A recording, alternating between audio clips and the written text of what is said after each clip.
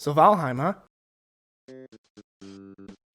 Valheim is a game that everybody knows about. But for like the two people that don't know about this game, we're going to establish first what Valheim is. Like as a realm, not the game.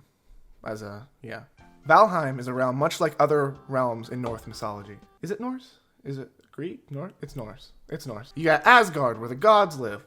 You got Midgard, for the puny mortals. You got Valhalla, for the fallen warriors that fell in battle. And you got other ones?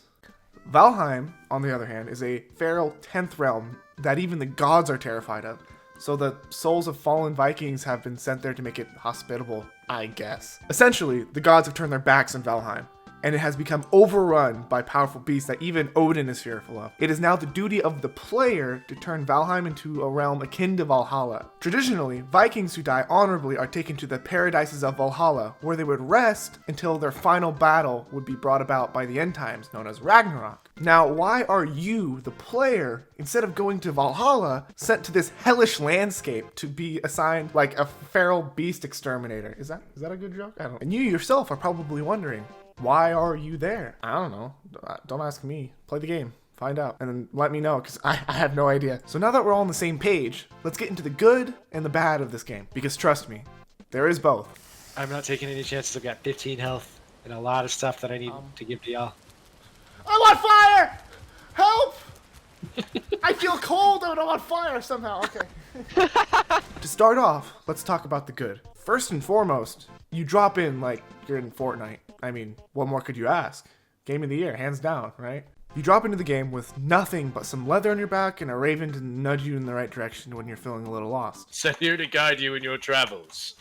The megaliths surrounding you are the sacrificial stones.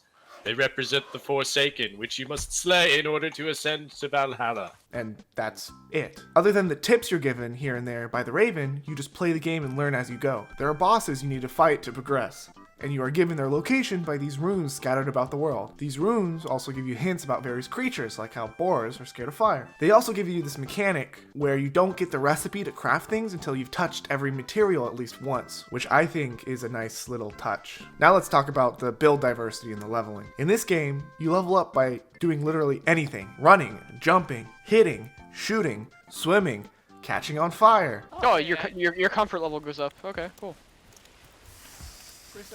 Oh, hello, children. I need more wood.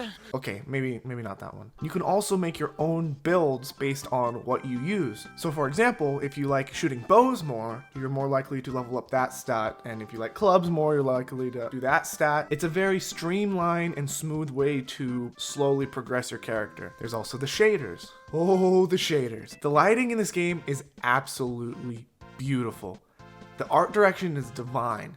It's so beautiful to look at. I mean, look at this game. Look at it. So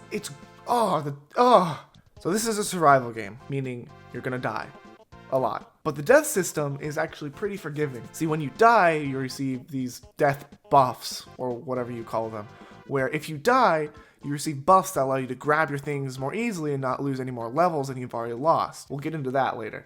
This game also has different biomes with its own set of difficulties. Of course, you have the main enemies like the Greylings, but there's trolls in the Black Forest, and there's leeches in the swamp.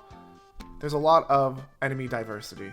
Speaking of biome diversity, each biome has its own atmosphere. So like the skybox, the fog, the landscape, and it really sets the mood for when you're traveling.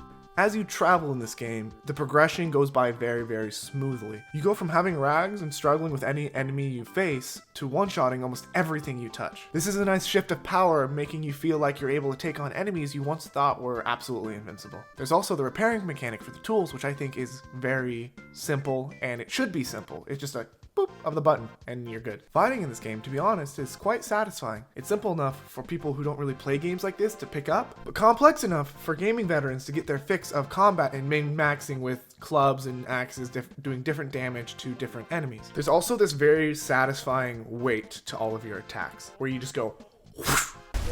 I'm dead. Oh my. Did you get one shot, dude? Yeah. You don't want to fight? That's fine. Just make a house and keep yourself protected. And must I say, the building mechanics have so much diversity. You want to make a simple house? Build it. Storehouse? Build it. whatever this is. If you think about it, right, it's like if a barrel bomb went off, right? But if instead of nails and shrapnel, it was full of house parts. That's fantastic analogy. Build it.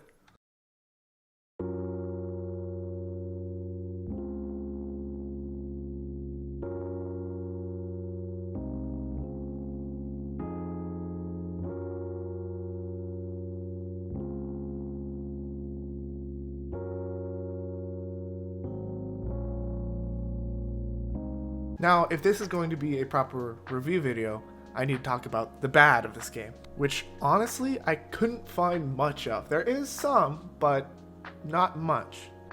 Bouncing back to the combat for a second, at times it feels a bit number crunchy. Like if you don't have the right tier of gear, you almost never win, and you get basically one shot by everything in that area.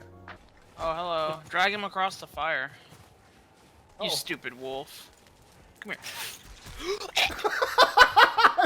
And when you die, although it is true that you get a buff that makes it easier for you to get your stuff again, there is still a death penalty. You lose some of your levels every time you die.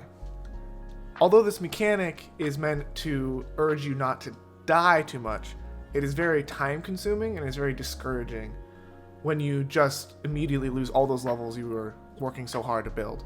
The lighting and art direction in this game is great, but the textures look a little crusty. They just look a little old-timey. It definitely gives that nostalgic old PS1 feel, which is great to an extent, but that's definitely not for everyone. And that's all I could find for the bad. I mean, yeah. Criticism aside, in my opinion, this game is very enjoyable. Although the graphics might be a little off-putting for a lot of people, the gameplay and style is amazing in its own right. If you, the 3 people that haven't played this game, are on the fence to buy this game, I would give it a shot. Just make sure to keep your wagon protected. Oh, he's gonna smash the cart! He's going for the cart! Or he's going for the dwarf. Not if I have anything to say about it, and I do.